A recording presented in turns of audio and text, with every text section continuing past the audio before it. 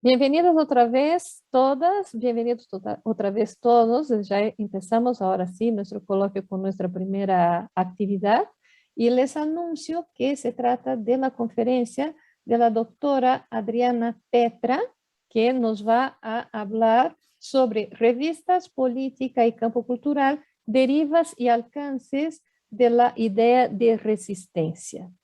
Le voy a presentar a Adriana Petra. Le doy la palabra. Y después de su conferencia abriremos 15 minutos de debate porque estoy segura de que habrá muchas preguntas que con gusto ya les contestará Adriana. Bien, Adriana Petra es doctora en Historia por la Universidad Nacional de La Plata. Es docente de grado y posgrado de la Escuela de Humanidades de la Universidad Nacional de San Martín, directora del Centro de Estudios Latinoamericanos de esta misma casa de estudios e investigadora adjunta del CONICET. Su especialidad es la historia intelectual, cultural y de las izquierdas, en particular del mundo comunista. Sus trabajos se interesan por los intelectuales, las redes político-intelectuales transnacionales y los artefactos culturales impresos. Ha publicado artículos en revistas especializadas de Argentina y el exterior, así como capítulos de libros. Participó en la coordinación de proyectos archivísticos en el CEDINCI, entre ellos los socialistas argentinos a través de su correspondencia, catálogo de fondos de archivo de repeto, J.A. Solari y E. Dickman, 1894-1980, y Fondo de Archivo José Ingenieros, Guía y Catálogo, Buenos Aires, UNSAM, edita 2011. Es autora del libro Intelectuales y Cultura Comunista, Itinerarios, Problemas y Debates en la Argentina de Posguerra. Buenos Aires, Fondo de Cultura Económica, 2017. Tiene la palabra, a quien le doy mi bienvenida, la doctora Adriana Petra. Empezamos, Adriana. La palabra es tuya.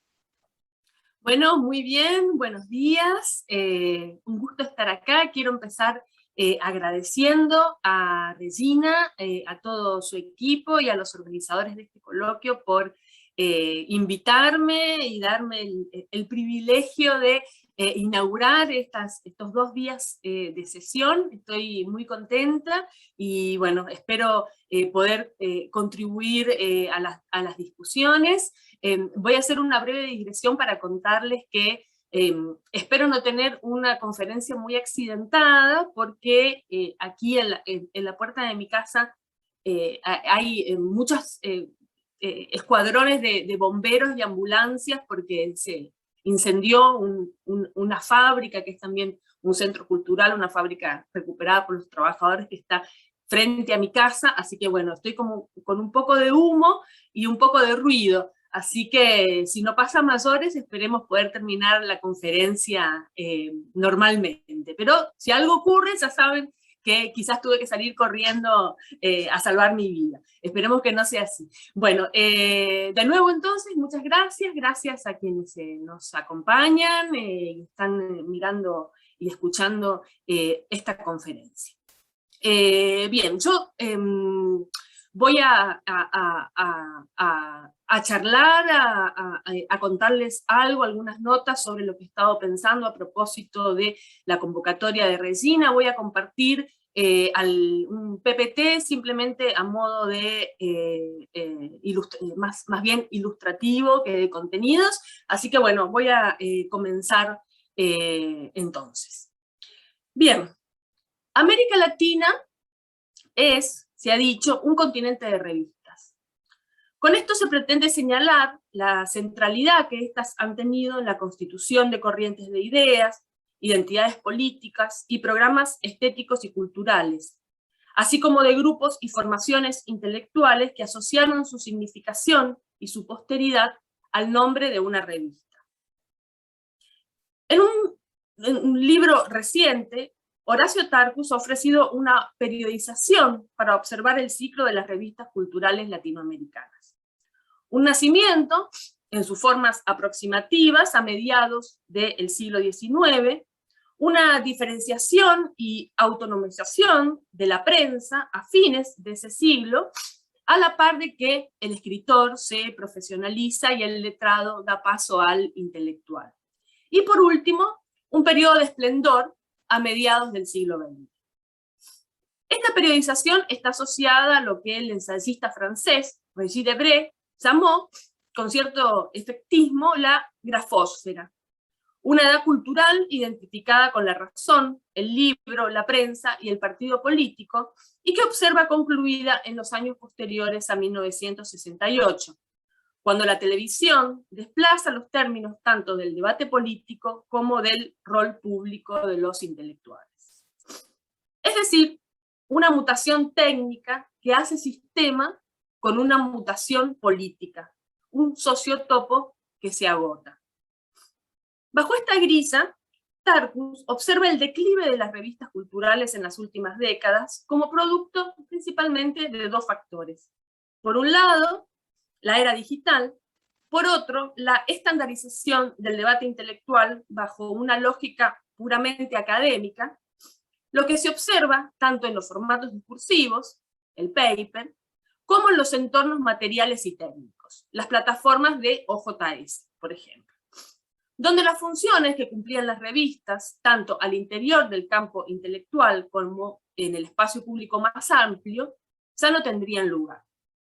Ni el mundo digital, ni las revistas académicas, organizadas como una sucesión de links a papers, darían lugar para la escritura, la estética o el debate político.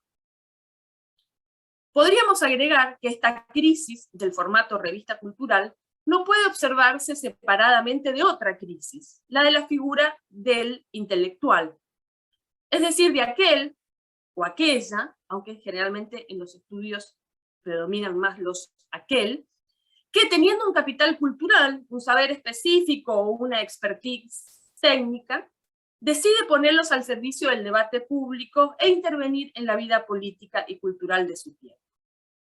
Esta definición, lejos de la asepsia, perdón, hay mucho humo.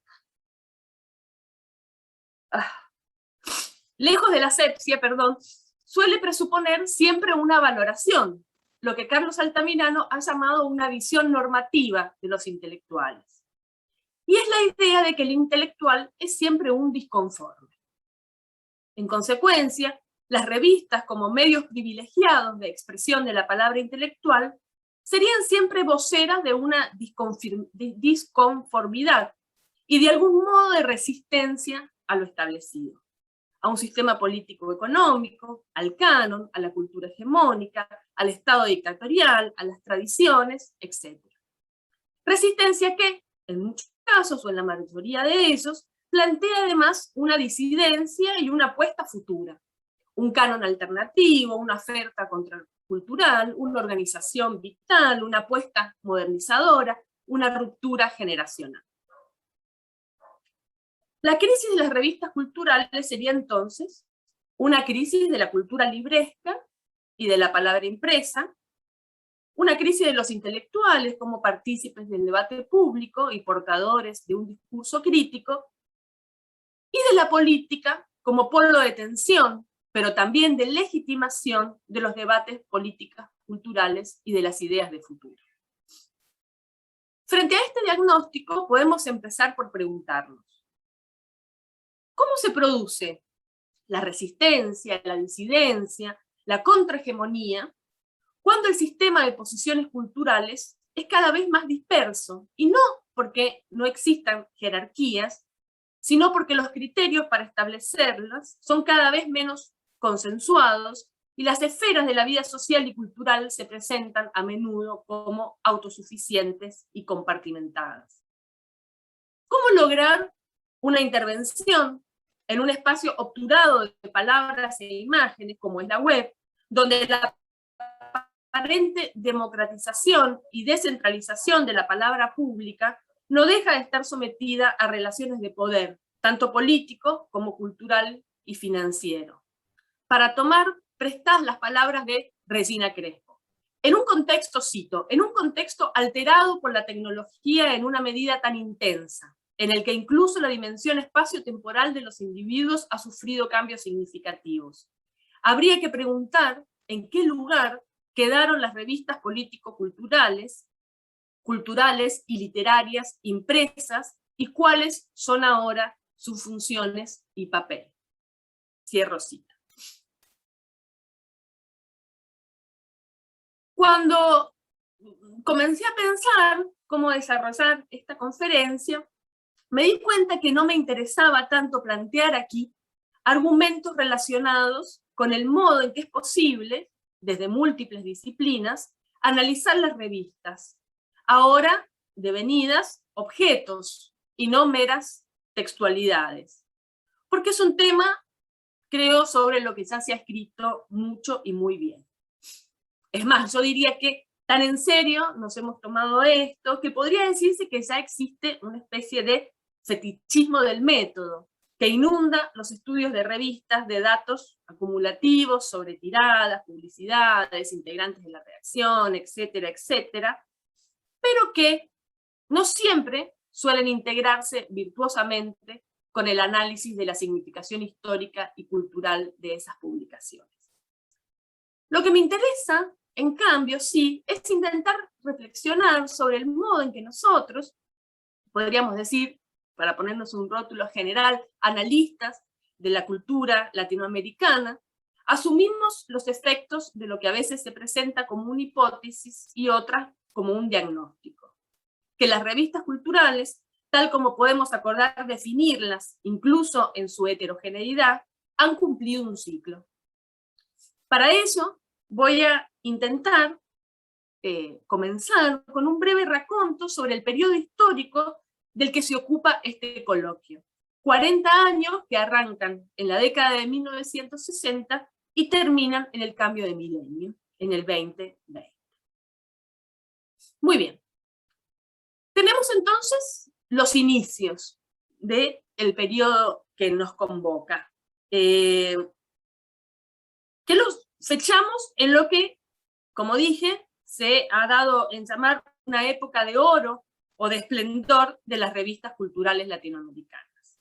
Los 60, en efecto, constituyen un momento de alta densidad en la producción y circulación de publicaciones periódicas, equiparables por su impacto a los años 20, pero diferentes de estos por su diversificación y su escala, también por su notable modernización y sobre todo por su función en procesos políticos que se desarrollaron desde entonces bajo el signo de una radicalización creciente de amplios sectores sociales, entre ellos particularmente los estudiantes, los jóvenes y los intelectuales.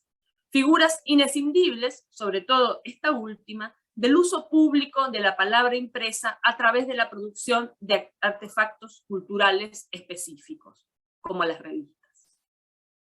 El auge de las revistas culturales o político-culturales en los años 60, no me voy a detener aquí en las precisiones acerca de la distinción entre revistas literarias, culturales, magazines, seminarios, etc. Digo, el auge de las revistas culturales en los años 60 ha sido explicado atendiendo a múltiples dimensiones, aunque siempre se enfatizan dos. Por un lado, la modernización cultural, por otro lado, la radicalización política. En efecto, en los años 60, procesos económicos, culturales, sociales, tecnológicos y gráficos que se habían iniciado en los años posteriores a la segunda posguerra, derivaron en lo que Eric Hobsbawm llamó una revolución social y cultural, que se extendió aceleradamente, aunque de manera siempre desigual, por buena parte del mundo occidental. La urbanización, el crecimiento del sector profesional y el aumento de los niveles de escolarización, particularmente el aumento de la matrícula universitaria, el ingreso de las mujeres al mercado laboral y a la educación superior, la flexibilización de las normas sexuales, las relaciones entre los géneros y las pautas familiares tradicionales, la expansión del empleo y la conformación de una sociedad de consumo al calor de la prosperidad de los estados de bienestar, las innovaciones tecnológicas y las nuevas pautas de consumo cultural fuertemente globalizadas, el surgimiento de nuevos actores políticos, los jóvenes, por ejemplo, y también de nuevos repertorios de contestación. Este impulso modernizador, estos años dorados, con epicentro sobre todo europeo y estadounidense, también tuvieron lugar en América Latina. Si bien en nuestro continente reveló intensamente su carácter contencioso, como lo definió Valeria Manzano.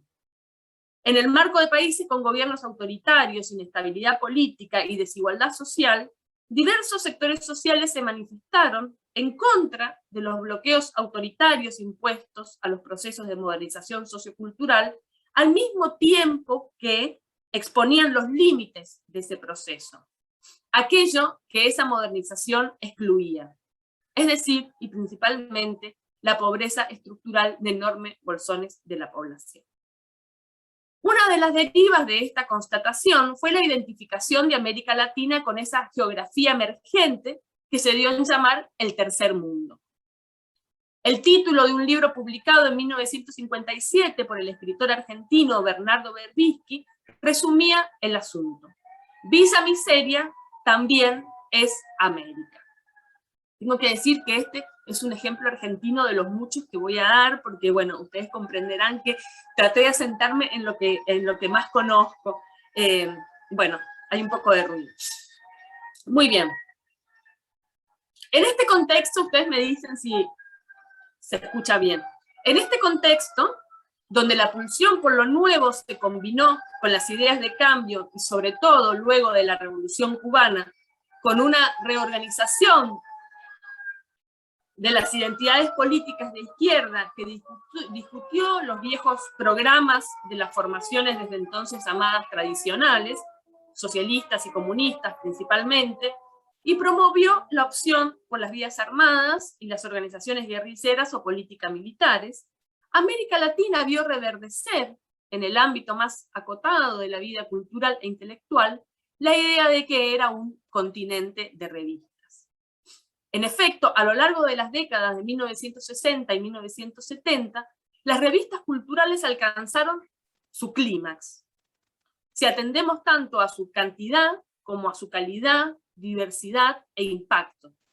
Y parecieron cumplir cabalmente, al mismo tiempo, podríamos decir que moldear, las funciones que los estudios actuales les asignan con bastante consenso. Fueron formas privilegiadas de la militancia cultural, fueron medios para intervenir en el debate público, pero también en los debates más acotados de las disciplinas y el campo cultural, la crítica literaria, las nacientes ciencias sociales, las humanidades, las artes, fueron un campo de prueba y ensayo de opciones tanto estéticas como políticas, y en tanto tales contribuyeron a modernizar y actualizar lenguajes y repertorios, algunos de los cuales devinieron en el establecimiento de un nuevo canon, como sucedió con la literatura, aunque no únicamente. Fueron un vehículo a través del cual los intelectuales y los productores culturales se agruparon, se dieron a conocer, cohesionaron su identidad, tejieron alianzas y tomaron posiciones, tanto al interior de las diversas fronteras nacionales como en el espacio continental. La conformación de una gran familia latinoamericana organizada en torno a una o varias redes de revistas es tal vez, como lo ha dicho Claudia Hillman, una marca distintiva del periodo. Fueron, sigo con la enumeración, las revistas, un espacio de elaboración de culturas políticas y zonas de contestación emergentes, la nueva izquierda intelectual, el tercermundismo, el feminismo, los movimientos contraculturales. Fueron, por último, dispositivos de exposición, como los ha denominado Verónica Delgado, donde se mostraron temas, actores, problemas que hasta entonces no tenían visibilidad por novedosos, marginales o periféricos. En casi todos los casos, las revistas vehiculizaron formas de intervención político-cultural fuertemente críticas y disidentes, revolucionarias y vanguardistas, acordes con el tono de la época. Un tono que desbordaba ampliamente los límites de la ciudad letrada, pero que se manifestó en esta mediante la promoción de figuras de escritor e intelectual, así como de formas estéticas y culturales que encontraron en la política un principio de legitimación. A tal punto, la revolución y sus atributos devinieron garantía de legitimidad en la orilla izquierda del mundo intelectual, que las revistas, como lo ha demostrado una vez más Claudia Hillman, terminaron siendo un vehículo privilegiado para la conformación de un discurso antiintelectualista, promovido, como sucede por otra parte desde Barrett en adelante, por los propios intelectuales. Esto que digo no supone olvidar ni ser ingenuos respecto a que el espacio intelectual posee, lo sabemos, lógicas propias, y que la lucha por el reconocimiento y el poder es a menudo verbalizada también en nombre de valores más nobles como la justicia y la igualdad. Pero aún así, creo que es imposible negar que en este periodo la política se ofreció como un fuerte elemento organizador del sistema de posiciones de la vida cultural. Los estudios sobre las izquierdas, y sobre todo sobre la nueva izquierda intelectual en América Latina, no es así en otros espacios, como lo ha advertido Eric Solov para el caso de Europa y Estados Unidos. Los estudios han prestado particular atención a esta centralidad de la política, su radicalización y la refuncionalización de la cultura en los términos de la imaginería revolucionaria. Sin embargo, lo cierto es que el panorama revisteril de este periodo está lejos de agotarse en este polo sobresaturado de la producción académica. Hay un archivo de revistas contraculturales, feministas, juveniles, de disidencias varias, que espera ser incluido en los repertorios de resistencia y contestación de la época, y que hasta ahora, para recuperar una expresión de Emiliano Álvarez, continúan habitando el margen del margen. A propósito,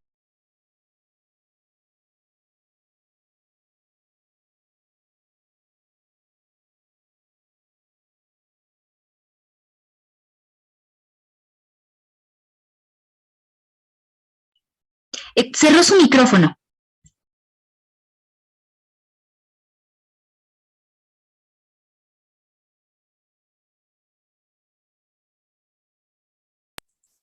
Perdón, lo silencié al compartir la pantalla. Decía que estos dos sitios, por un lado, Moléculas Malucas, Archivos y Memorias fuera del margen, y el archivo Sexo y Revolución, que está alojado en el sitio de revistas América Lee del CEDINSI. Me parece que son dos pasos importantes para una ampliación del lente de las repertorios de contestación de las revistas culturales.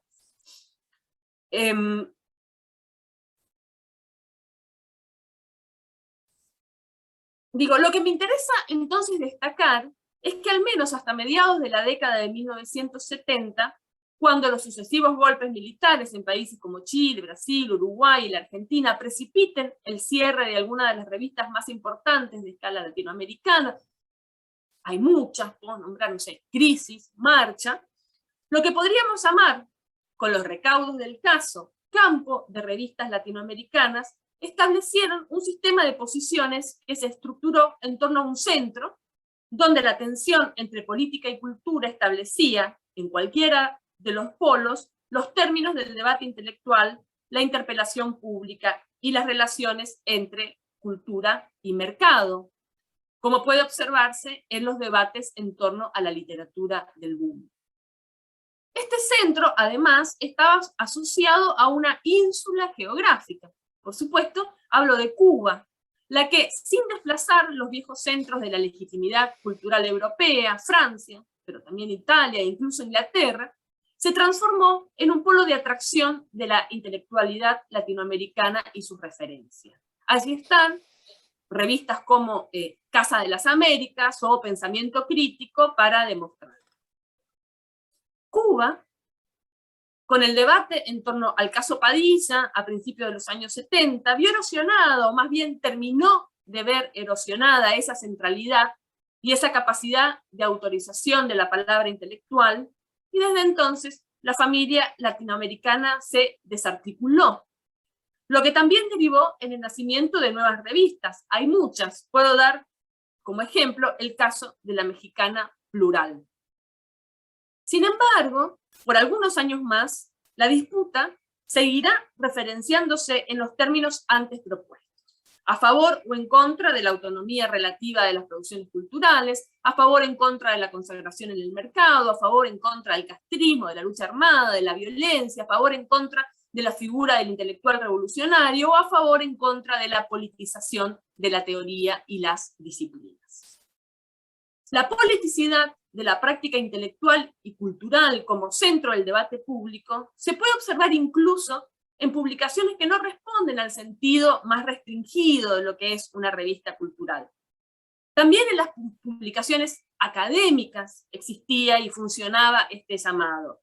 Basta pensar en los debates de las emergentes ciencias sociales, dentro de las cuales no solo surgieron nuevas figuras del intelectual, por ejemplo, el científico social que pasó a ocupar un lugar antes reservado solo a la figura del escritor, sino nuevas formas de relación entre teoría y política.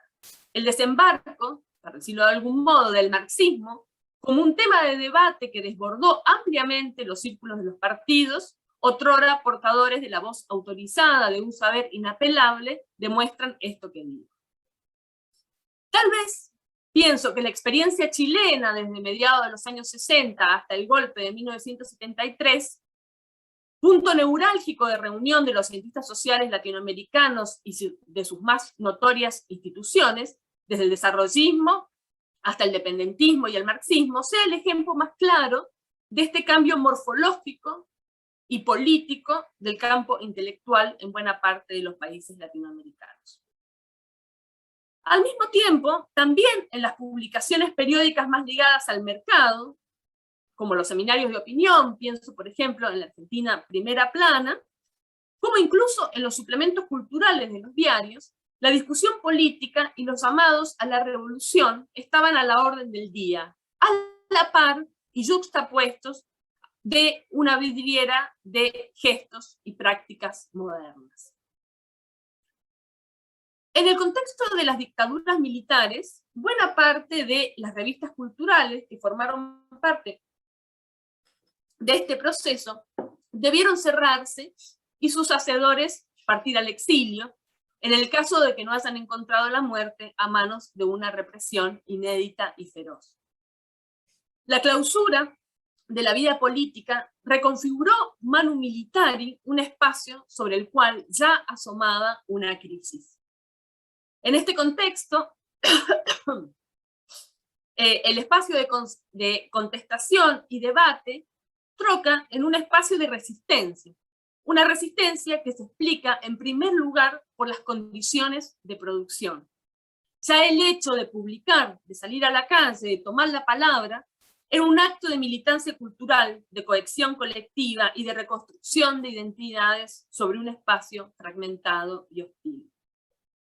No siempre estas revistas, digo, las revistas que se produjeron durante la dictadura, fueron portavoces de programas estéticos novedosos, ni conjuntaron el vanguardismo estético teórico con el radicalismo político como una parte importante de sus antecesoras, simplemente porque su función se enfocó en primer lugar en lo que era urgente y necesario, quebrar el silencio y el terror. Esa era, en primer lugar, la política cultural de las revistas llamadas subterráneas o contraculturales. Si bien, como ha señalado Evangelina Margiolakis para el caso argentino, un examen más detallado de la heterogeneidad de esas publicaciones y sus circuitos nos hablan de un dinamismo del campo cultural que no se condice con la idea de que la dictadura produjo un total autorrepliegue. Cito como ejemplo la crónica que la revista porteña, una revista subterránea, Ulises, publicó acerca del Encuentro Nacional de Revistas Literarias que se realizó en Buenos Aires en 1978, plena dictadura militar. Cito: El Ornitorrinco, Oeste, Nudos, Ayesha, Nova Arte, Cuadernos del Camino, Gog y Magog, Propuesta, Periscopio, etcétera, etcétera, desde la cultura oficial que representa Pájaro de Fuego hacia la cultura under de las autodenominadas revistas subterráneas de los rockeros y afines, se extiende un espectro sorprendente de revistas literarias y de cultura en general que inundan kioscos y librerías o que se distribuyen de mano en mano. Cierro cita. Ahora bien, las dictaduras tuvieron otro efecto entre los grupos intelectuales y culturales, el efecto del exilio. No es, por supuesto, nueva la idea de que las condiciones de exilio provocan y precipitan nuevas formas de reflexión política habilitadas por el desplazamiento, una nueva especialidad y nuevas redes de intercambio en los países de acogida. Y aquí el caso mexicano es emblemático, al menos, aunque no únicamente, para el exilio argentino. Muchos de los protagonistas de los debates más intensos de la izquierda intelectual argentina encontraron en México condiciones para procesar la experiencia previa, sea como fracaso o como derrota. Y esto encontró en las revistas culturales y político-culturales una caja de resonancia excepcional. Pienso en el caso de, por ejemplo, Controversia, donde no solo se discutió la lucha armada, las vías al socialismo y la relación entre democracia y proyectos emancipadores, sino también los términos de una crisis mayor, transatlántica, como fue la agenda ligada a la crisis del marxismo y a los debates en torno al proyecto eurocomunista. Los procesos de transición democrática, los que fueron también acompañados de un intenso ciclo de modernización cultural, se sirvieron también de las revistas como espacios a través de los cuales muchos intelectuales, ahora interpelados por el problema del Estado, la representación y las instituciones democráticas, se expresaron sobre la cosa pública, a la vez que hacían ingresar al debate académico nuevos autores y temas, pero también un estilo más apegado que antes a las lógicas de un campo cada vez más organizado por la carrera del talento. No es que antes esta carrera no existiera, sino que ahora, despojada la intervención pública de una legitimación que requería de cuotas diversas de radicalismo político, la lógica cultural se fue autonomizando. En todas estas etapas y esferas, los cambios de soporte fueron importantes, pero me parece, apenas impactaron en la forma de producción y circulación de las publicaciones periódicas. Incluso cuando, si estuviéramos de acuerdo con Debré, ya a principios de la década de 1970, la grafósfera, allí donde según él prosperó el socialismo junto a la palabra impresa, había sido desplazada por las lógicas de las imágenes y la televisión. Que al menos hasta mediados o fines de la década de 1990, el terremoto tecnológico que trajo aparejado la masificación de Internet primero y de las redes sociales después, no se había manifestado en el campo de las publicaciones periódicas como una crisis de los formatos impresos y una devaluación de las formas culturales asociados a ellos. Así como tampoco las nuevas tecnologías se pensaban como formas que facilitan el individualismo, los discursos de odio y la conformación de comunidades de cibernautas más o menos protofascistas. Por el contrario, hace 2 décadas, las herramientas de Internet, blogs, sitios colaborativos, etcétera, etcétera, podían ser concebidas, y de hecho lo fueron, como instrumentos para dinamizar formas de resistencia y contestación social allí donde los partidos políticos, incluyendo los de izquierda, se encontraban paralizados o sin capacidad de organización ni canalización de las demandas sociales. Los movimientos altermundistas y antiglobalización y las revueltas antiliberales que emergieron con el cambio de milenio, así parecieron demostrarlo. Desde Seattle, en 1999, hasta la rebelión popular del 2001 en la Argentina. El surgimiento de una red mundial de comunicación alternativa a través del uso de la web, como fue el caso de Indymedia, no sé si algunos de ustedes lo recuerden, fue un elemento central de la discusión política, pero también cultural, en torno al papel de los medios de comunicación tradicionales y la crisis de representación que atravesó aquellos años de neoliberalismo intenso. En 2010, luego de casi 10 años de existencia, Indymedia tenía más de 170 sitios activos desperdigados en más de una treintena de países. Pero Pero para 2015 esos números se habían reducido a la mitad y su languidecimiento era un hecho.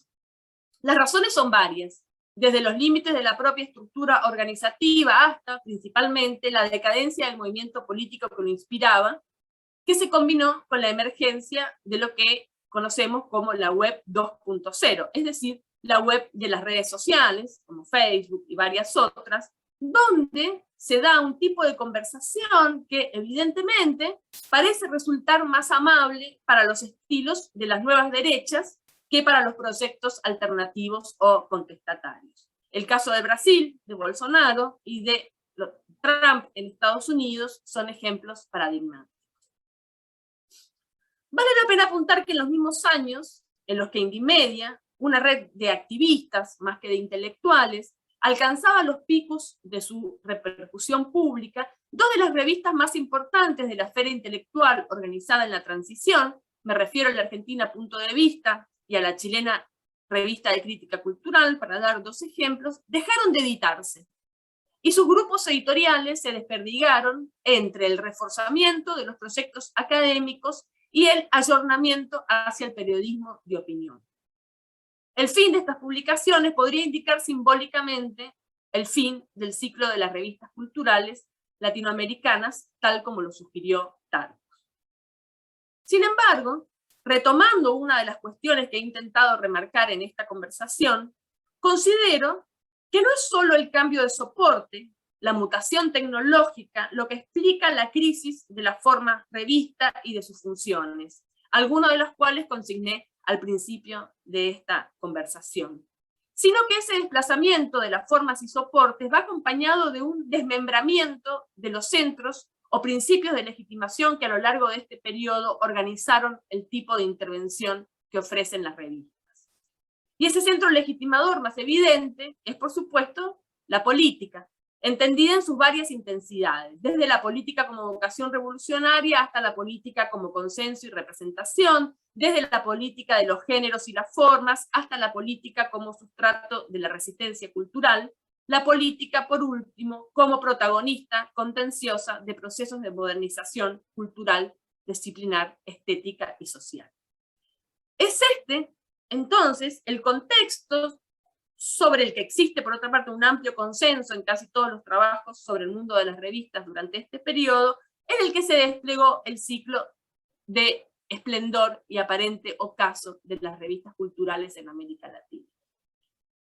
La cuestión parece entonces pensar de qué modo la desarticulación del vínculo clásico entre política y cultura, que fue el sustrato a partir del cual las revistas cumplieron sus funciones principales, se engarzó con el cambio radical de los soportes materiales que trajo aparejada la era digital, en sus diversas etapas, desde la irrupción de Internet hasta las redes sociales. Entonces, traigo de nuevo la pregunta del principio. ¿De qué forma pensar un campo de revistas culturales o políticos culturales cuando parece no existir un centro que organiza y legitime, o esos centros son esferas autocontenidas? ¿Frente a qué o a quiénes se toma posición, se debate y se organiza un debate de ideas, un canon alternativo, un polo de resistencia o disidencia? ¿Existe una esfera pública a quienes dirigir un discurso que no se conforme con la discusión disciplinar o el debate de iniciados o ya convencidos? ¿A qué actores buscaría interpelar? ¿Qué figuras del intelectual serían ahora impulsoras de un modo de intervención que requiera un proyecto colectivo como una revista? ¿Qué novedades podrían portar? ¿Qué política cultural? Me animo a ir un poco más allá y preguntar, ¿son necesarias las revistas como artefactos de militancia político-cultural en la escena pública que nos toca vivir? ¿Por qué? ¿Se puede pensar la política y la cultura por fuera de Internet? Y si la respuesta es no, ¿qué consecuencias tiene eso para los discursos políticos, culturales e incluso ideológicos que podría vehiculizar una revista? Si la forma es también un asunto político, ¿qué forma ¿Qué géneros, qué programa ha de tener un artefacto que quiere asumirse en la tradición de las revistas cuyo ciclo parece haberse cerrado? ¿Es correcta la idea de que es necesario resistir la mutación tecnológica manteniéndose apegados a géneros y formatos supuestamente mejores conductores de politicidad? ¿Por qué el cambio de soporte supondría una radical transformación de las funciones que se le han asignado a las revistas? ¿No? Militancia, promoción de debates, modernización, actualización, etc. ¿Dónde está alojada la potencia política de estos tiempos? Tal vez el programa de este coloquio, con su numerosa mesa sobre mujeres y feminismo, pueda, me parece, indicar algo en este sentido. Al mismo tiempo que recordar que el ciclo de revistas latinoamericanas también fue uno de colectivos organizados, salvo casos excepcionales, sobre jerarquías y distinciones de género, raza y saberes que reflejaban también una concepción de las legitimidades de la palabra política que afortunadamente cambió profundamente. No sé si voy bien con el tiempo. Sí, vas muy bien, todavía te quedan minutos. Entonces, para terminar, me gustaría traer al debate, voy a volver a compartir.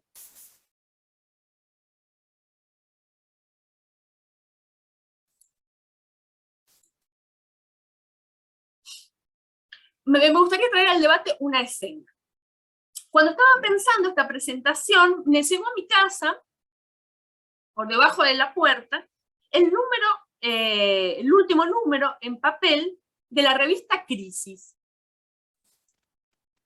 Esta revista es la tercera etapa de una de las revistas más notables y conocidas de este ciclo de esplendor de las revistas latinoamericanas.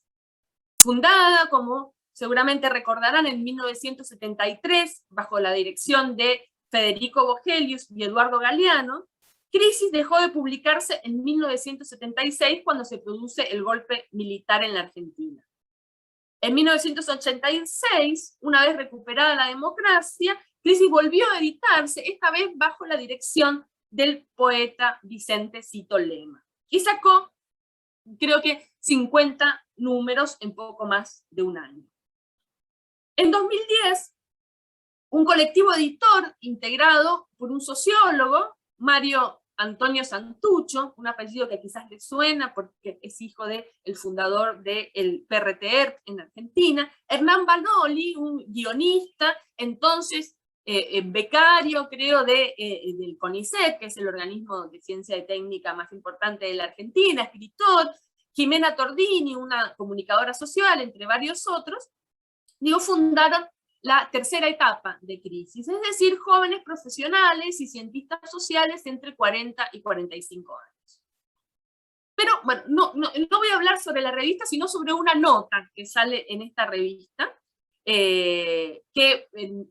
acá tienen la tapa para que se familiaricen con mi escena dedicada a la Big Pharma. Entonces digo, en esta revista me detuve en una nota de un cineasta, Mariano Ginás, que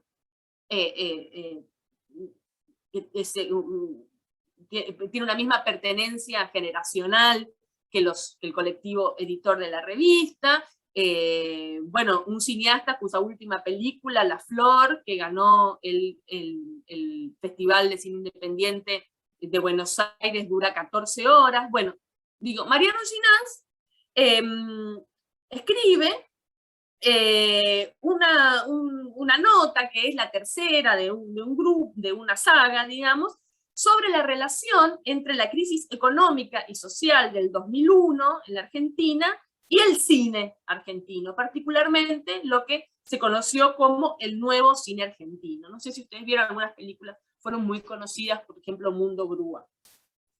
La nota se enfocaba en la cuestión de los críticos y estaba ilustrada por un dibujo que les voy a compartir, de un hombre, ¿no? Como ven ahí, con lentes, un poco enjuto, que mira en un proyector una película de Eisenstein, Octubre, mientras afuera, podemos advertir, ajeno a su interés, se replica una movilización social parecida a la escena que ve, pero situada en la ciudad de Buenos Aires, estallada por las movilizaciones que terminaron en la caída del gobierno de Fernando de la Rúa, la muerte de 40 personas a manos de la represión policial, la sucesión de varios presidentes y una crisis económica y social como no había conocido el país. Ginás, entonces vuelvo, se ocupa ahí de un grupo de críticos reunidos en torno a una revista de cine que se llamó El Amante, que se publicó entre 1991 y 2002.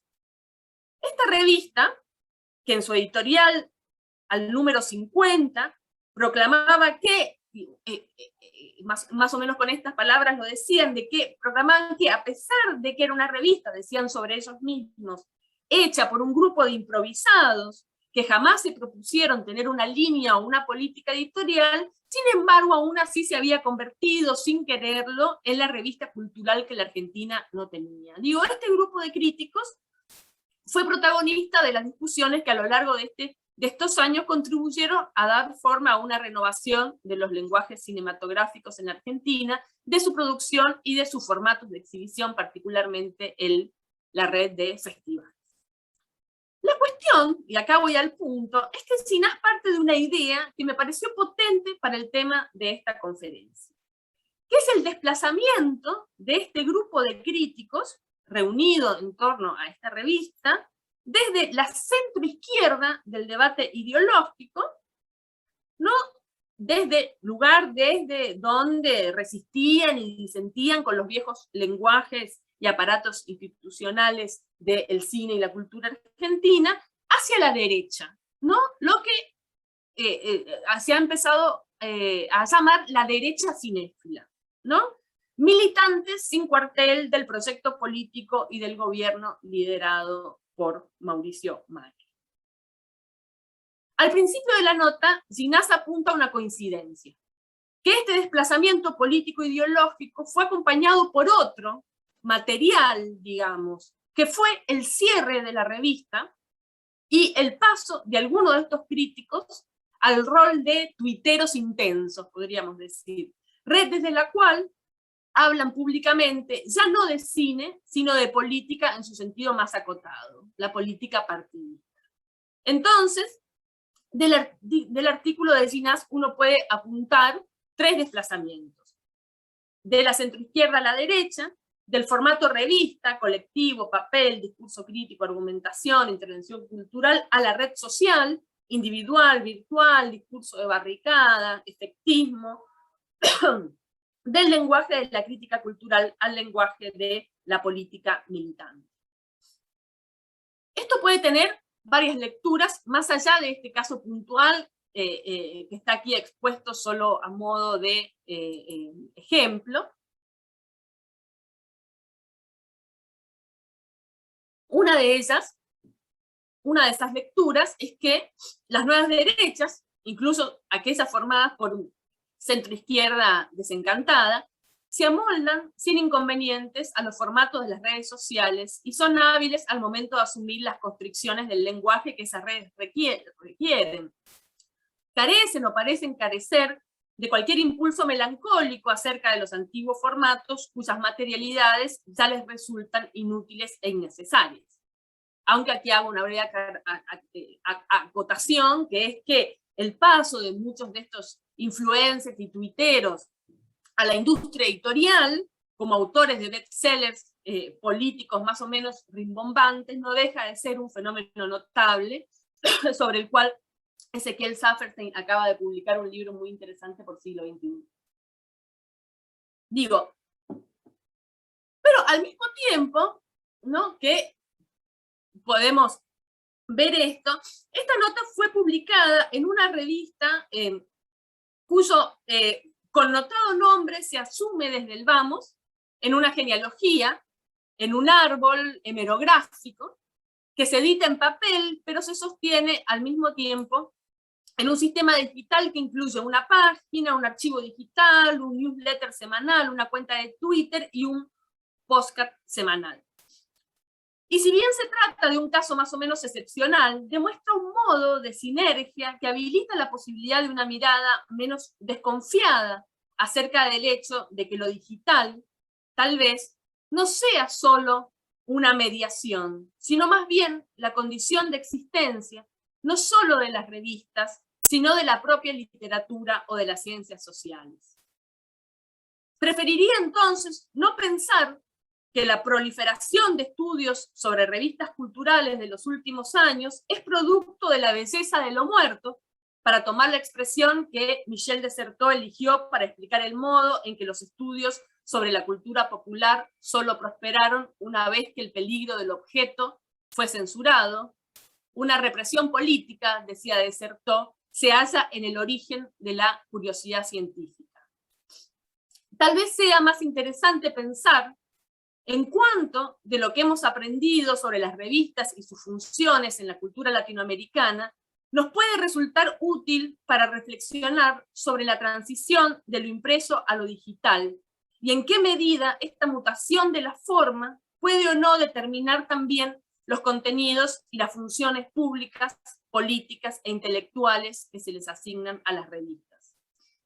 Sobre todo teniendo en cuenta la crisis de las diversas esferas y campos dentro de los cuales las revistas se movieron hasta hace, digamos, unos 30 años.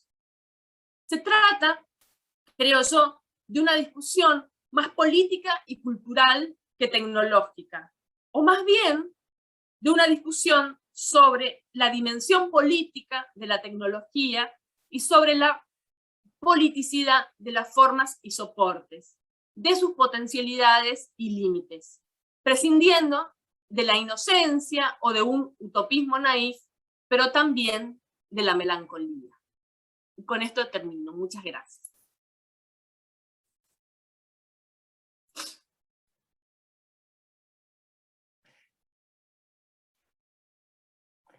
Muy bien, Adriana, excelente tu conferencia.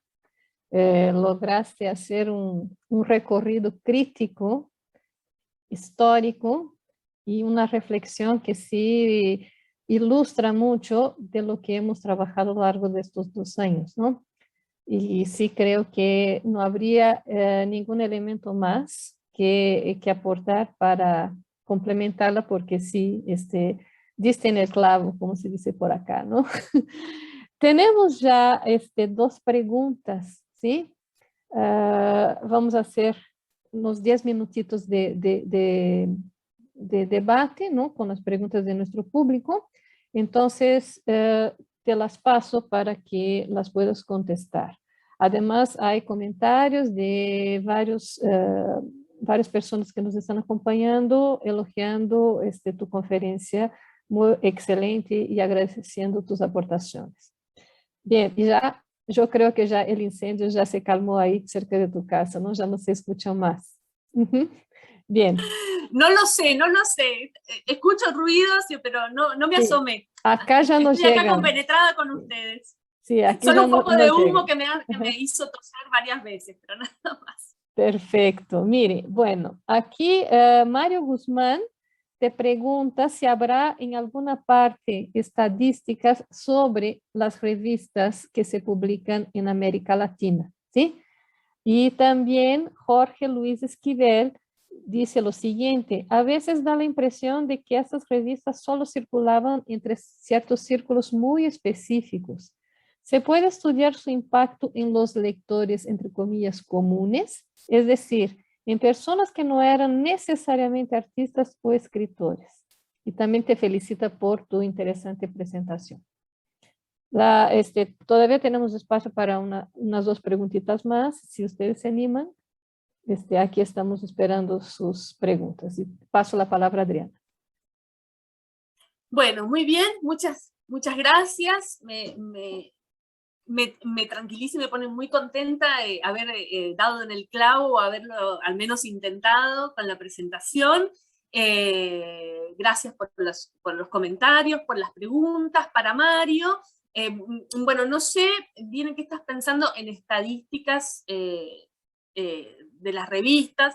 Supongo que en cantidad de publicaciones y demás, yo realmente no creo que existan estadísticas, pero sí creo que ya existen varios instrumentos desde hace ya varios años, pero que se han afianzado en los últimos tiempos, como los catálogos, los inventarios, las páginas virtuales que alojan revistas, que permite dar cuenta bastante cabalmente de un panorama muy amplio y muy diversificado de revistas latinoamericanas del siglo XX, aunque no únicamente. Digo, los catálogos de revistas ya tienen varios años y se han ido incrementando y perfeccionando con el tiempo, al mismo tiempo que, digamos, afinando las categorizaciones sobre revistas literarias, culturales,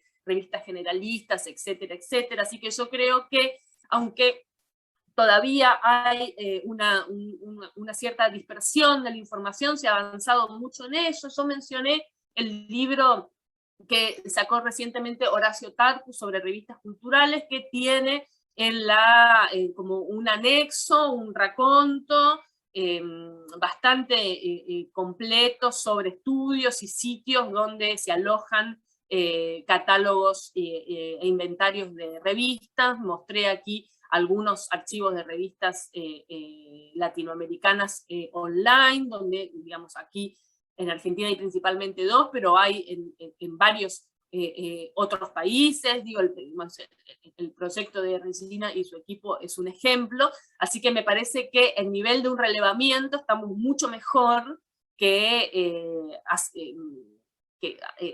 hace tiempo. No sé si es esta estadística a la que te referías, ¿sí?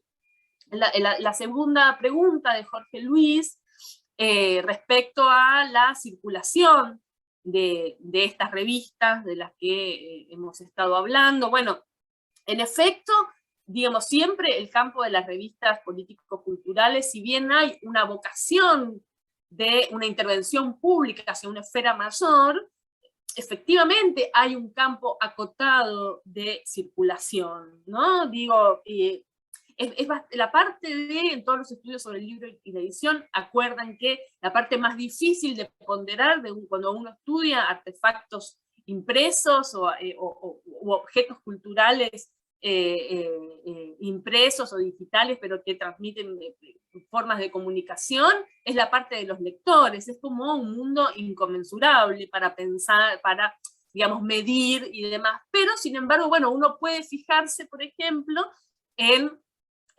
las tiradas de algunas revistas que nos indican algo de públicos lectores ampliados que no se circunscriben estrictamente a un ámbito muy pequeño de iniciados, a un grupo o a un subcampo disciplinar que, digamos, donde la revista cumple una función que no necesariamente tiende a desbordar ese campo. Pero sí, yo creo que durante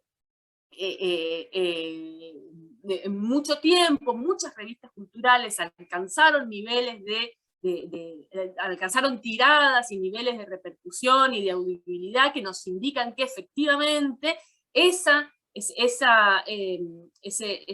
las fronteras de la literatura o de las ciencias sociales, ¿no? Las fronteras del campo cultural se desbordaron hacia públicos más amplios. Obviamente, públicos no alfabetizados, urbanos, o sea, no podemos ser, digamos, inocentes en pensar que estas revistas las leía todo el mundo. Efectivamente hubo un público más de clases medias, urbanas y alfabetizadas, y no necesariamente intelectuales o profesionales, donde estas publicaciones circularon. No sé si hay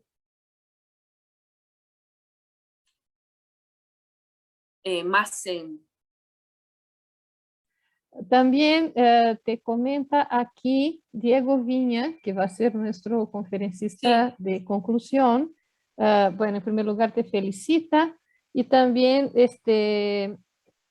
comenta sobre la ARECIA, la Asociación de Revistas Culturales Independientes en Argentina.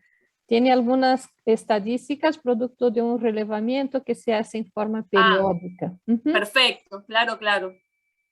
Sí, en ese sentido es interesante cómo el campo revisteril, ¿no? Para utilizar esa expresión muy argentina, está tan desarrollado entre ustedes, ¿no? En términos, vaya, de una asociación que se organice, ¿sí? Para juntar las revistas culturales independientes, lo que de cierta manera pone en tela de juicio la afirmación de que las revistas culturales desaparecieron, ¿no? Porque si hay hasta una asociación, significa que sí hay un lugar, ¿no? Por lo menos para los que las hacen, ¿no? No sé si para quienes la puedan, pues, leer, ¿no? E interactuar con ellas, pero sí, eso es algo muy importante.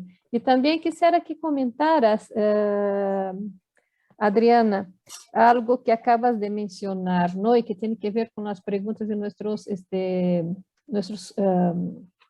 asistentes, que es el tema del público, ¿sí? Acabas de mencionar algo, bueno, no se puede hacer grandes ilusiones acerca de qué público lee, ¿no? Revistas, porque finalmente son las clases medias urbanas que tienen por lo menos algo de formación y universo intelectual proclive a estos artefactos, ¿no?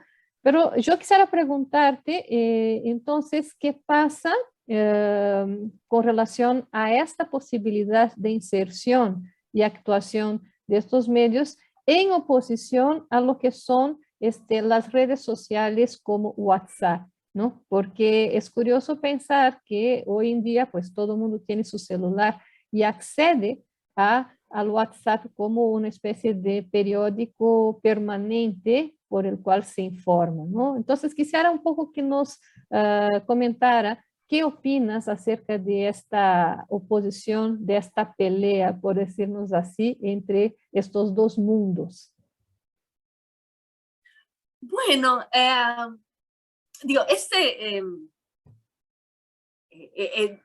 difícil hacer un diagnóstico más o menos acertado sobre algo que nos pasa, ¿no? Y que está de alguna manera modificando nuestros modos de leer, incluso cuando quienes lo hacemos estemos más familiarizados con formatos más tradicionales, ¿no? Y no tengamos inconvenientes en leer libros, revistas.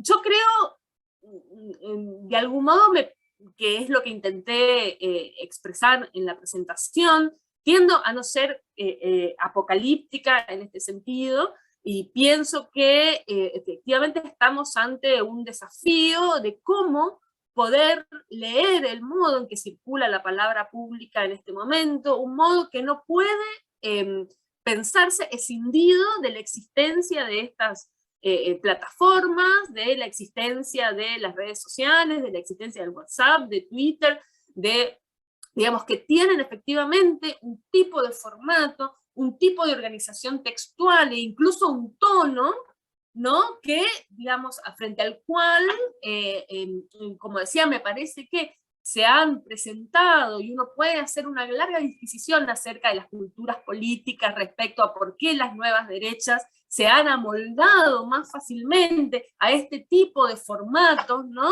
Que constriñen no tanto la argumentación, sino al eslogan, ¿no? Al efectismo, a la imagen, ¿no? Los memes, todo. Eso, digo, efectivamente hay ahí una discusión que excede la tecnología. Eso es lo que me interesaba discutir. Excede la tecnología y nos interpela en función de nuestras propias formaciones y culturas políticas que pretenden de alguna manera disputar un espacio al que pareciera que tenemos que o amoldarnos, o conquistarnos, o buscar formas varias de negociación. Yo daba el ejemplo de la revista Crisis, porque me parece que, digo, que puede ser una entre muchos, pero, digamos, me parece que este multisoporte, ¿no? Es decir, una revista que tiene al mismo tiempo diversos modos de intervención, porque ellos también tienen un Twitter, tienen, como decía, podcast, newsletter, digamos, puede ser una manera, ¿no?, de ir pensando de qué modo articular formatos clásicos de la discusión política e intelectual, sobre todo en la tradición de las izquierdas, que tiene que ver con, ¿no?, la racionalidad, un cierto pensamiento, una forma de argumentación, a una realidad que es que buena parte de las sociedades se informan, o al menos tienen una primera impresión de la vida pública, de la cosa pública, ¿no?, a través de formatos que no admiten ese tipo de argumentaciones. Yo te diría que más que tener una respuesta a tu pregunta, lo que me interesa pensar es más bien, digamos, de qué manera hay un desafío político en relación a las formas de toma de la palabra pública a través de las redes, el WhatsApp o las distintas plataformas a partir de los cuales se discute y que han resultado ser sumamente eficientes. Podríamos decir eficientes para el mal, pero eficientes al fin, ¿no? Me parece que ese sería como el desafío como analistas, digo, por eso no tanto pensar en un agotamiento, en el cierre de un ciclo, en la muerte, ¿no?, una cosa más melancólica respecto a aquello que se supone fue, ¿no?, un ágora de, sí, digo, sino también de alguna manera repensar en el contexto en que eso fue posible y de qué modo, y por eso me interesaba la pregunta tuya en ese artículo tan interesante sobre la experiencia de Brasil, ¿no?, de cuáles de estas funciones que encontramos asociadas a las revistas culturales pueden seguir siendo opciones, ¿no?, en un entorno digital que tiene una valencia política, ¿no? La tecnología es también, la forma es política. Sí, exacto. Mira, Adriana, sí estás con un rating enorme aquí en nuestras redes. Tenemos un comentario, 2 preguntas más, y con eso creo que podemos cerrar, ¿no? El comentario es de nuestra colega y amiga Liliana Weinberg, que, a ver, porque me lo mandó por... Felicitaciones, interesantísima propuesta de repensar las revistas a partir de las modificaciones en los modos de articulación entre política y cultura en un momento de aceleradas transformaciones y desplazamientos en las propias posiciones prácticas y lenguajes de la vida. Exactamente lo que acabas de mencionar y te felicita Liliana. Hay una pregunta... Muchas gracias, Liliana. Un beso grande. Sí, hay una pregunta, es que me tengo que quitar los lentes para leer, de Jorge Alberto Rosellón Amezcua, que es de Carla Rivera Aravena. En función a lo expuesto, ¿las revistas digitales perderían su potencia política? Y por último, la pregunta de Andrea Añón. ¿Cómo entiendes que se están organizando los intelectuales de izquierda en América Latina o en América del Sur, considerando el contexto de auge digital y la amplia expansión de la derecha gracias a los medios virtuales? Entonces, son 2 preguntas que yo creo que se complementan y agradecemos tu respuesta y ya no les damos chance a nadie más porque seguimos con el coloquio. No, acerca de la pregunta de Carla respecto a si las revistas digitales perderían su potencia política, digo, yo a priori diría que no, porque digo, me parece que la potencia política no está determinada únicamente por el soporte, digamos, eso es lo que más o menos intenté transmitir o digo, pensar con ustedes en la confraternidad. Me parece que los soportes, digamos, como digo, tienen, esas formas tienen una politicidad, tienen una determinación respecto a cómo organizar un discurso en función de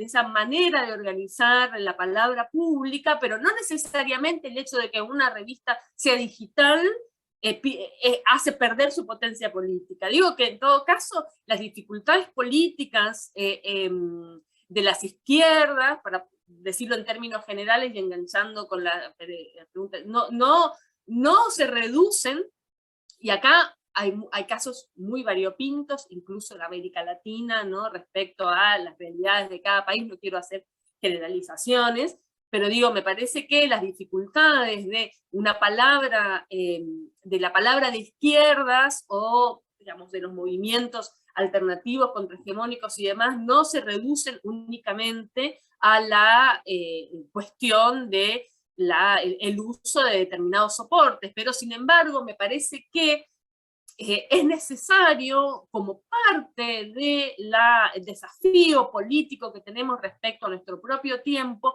pensar sin melancolía, sin optimismo, sin un utopismo naif, como decía, y sin prejuicios, el modo en que vamos a encarar un entorno digital que, como digo, más que una mediación, parece ser una condición de posibilidad de nuestras empresas culturales, pero también de buena parte de nuestras formas de intervención política.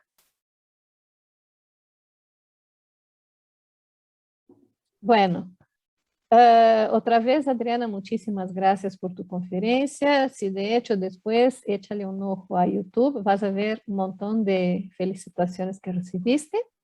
Y les comento también que es todo esto que estamos trabajando acá se va a quedar a disposición para consultas posteriores, tanto en nuestra plataforma de YouTube como en nuestra plataforma de Facebook, hablando de las bondades de la tecnología para nuestro trabajo de reflexión.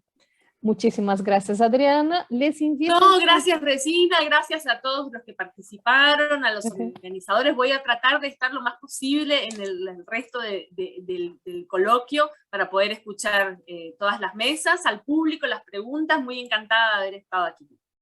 Excelente. Nosotros volvemos en 5 minutos, ¿sí? Para la siguiente mesa, hacer política, hacer cultura al hacer política, diálogo, acción y creación en revistas impresas. Muchísimas gracias y nos vemos en 5 minutos.